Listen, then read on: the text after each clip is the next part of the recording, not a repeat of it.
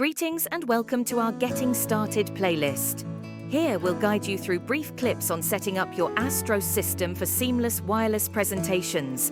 The first video will unveil the core device, our Astros station. Take your station out of the packaging and take the plastic wrap off. Continue then to examine the other contents of the packaging.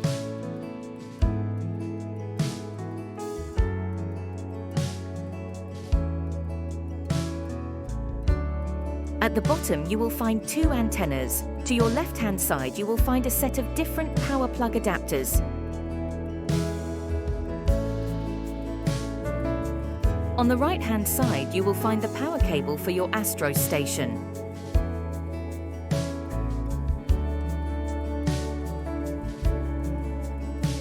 Everything there. Perfect. Then we can continue to the next step now, which will be to connect your station to a screen or projector.